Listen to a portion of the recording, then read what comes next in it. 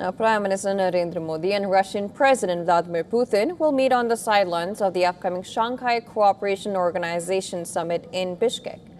The Indian Prime Minister is also expected to hold bilateral meetings with other SCO leaders on the sidelines. The Ministry of External Affairs said further details would be conveyed once finalized.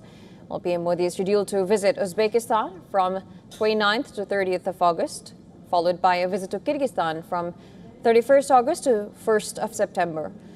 That is to participate in the 26th SCO Summit. The motto of this year's summit is 25 years of the SCO, together towards sustainable peace, development, and prosperity. The summit comes amid global geopolitical shifts and strategic realignments that continue to trigger severe economic consequences worldwide. The backdrop remains highly volatile, driven by Russia's war in Ukraine and continued conflict in West Asia. Over its 25-year history, the SCO has expanded considerably. It now includes 10 member states, 2 observer states, and 15 dialogue partners, spanning a vast geographical area and diverse populations. Well, for India, SCO membership provides a crucial platform to pursue its strategic and economic interests across Eurasia. At last year's Tianjin summit, Prime Minister Modi outlined the 3 pillars of India's SCO policy: security, connectivity, and opportunity. Security remains central to New Delhi's SCO engagement, particularly combating terrorism and ensuring visual stability. Connectivity and economic opportunities are also gaining traction as India strengthens its ties with Central Asia.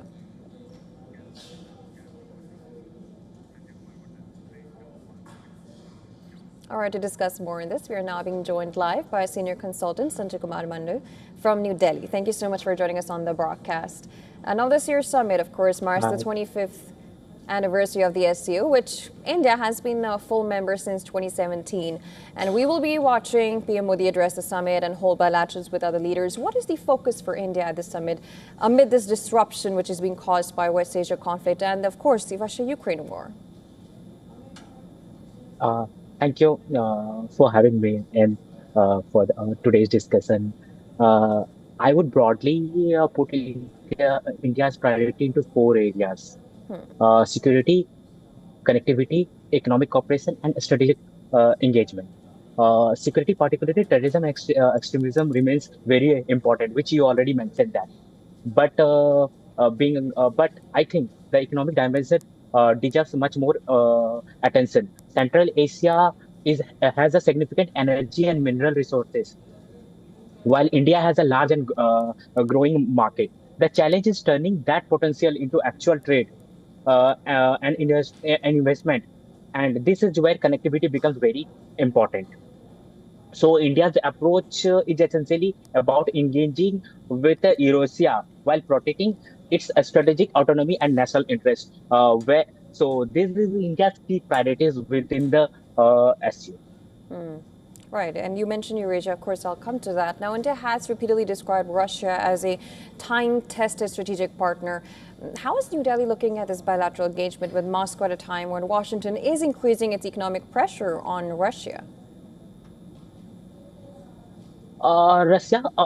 We need to be very clear that Russia remains an important partner for India, particularly in energy, defense, nuclear cooperation, and technology.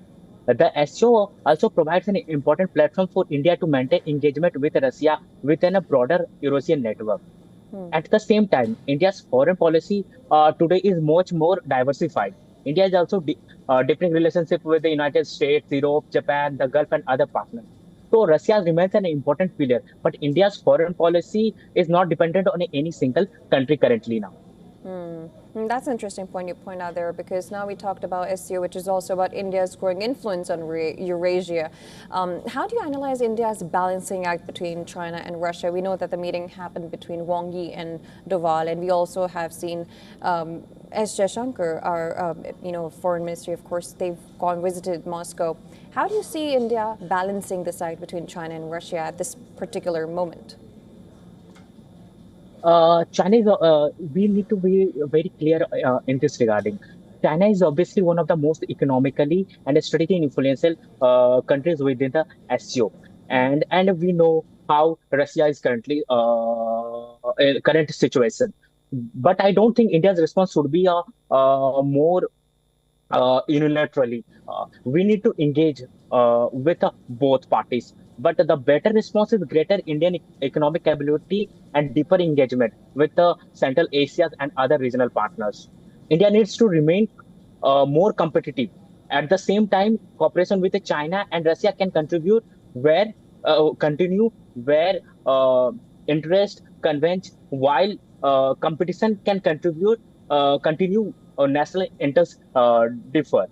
And plus, the problem with India can engage with Russia and Central Asia through the SCO, maintain a dialogue with China and Pakistan at the same time, have a strong partnership uh, in continuing with the United States and others allies. That's So India's right. objective should be maintain a strategic flexibility and maximize its own national interest. Right. You mentioned U.S. Of course, we were talking about how U.S. the trade war that it has unleashed, saying that if you do, and there's an economic war that Trump has unleashed on Iran, and of course Russia comes in between, and India. So how do you think how would U.S. be looking at this meeting that would take place between India, Russia, and of course potentially China in the future?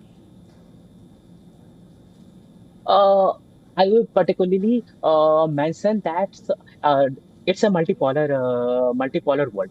You can't be a focus more on what USA or other Western allies will think about India. Yes, I think the SCO is one of the manifestation of the broader movement towards multipolarity. But I would be careful about saying that the SCO is trying to replace the existing international order. It is a real strength is that it brings together countries with enormous demographic, economic, energy, and strategic importance. So, if these countries can cooperate more effectively, I don't think USA have any issue. Uh, Probably USA have a issue on the de-dollarization and other things might be. All right, thank you so much for joining us, Mr. Mandula, and giving your analysis on that. Of course, we'll wait and see how that meeting goes and what we have for the future. Thank you so much. Thank you so much.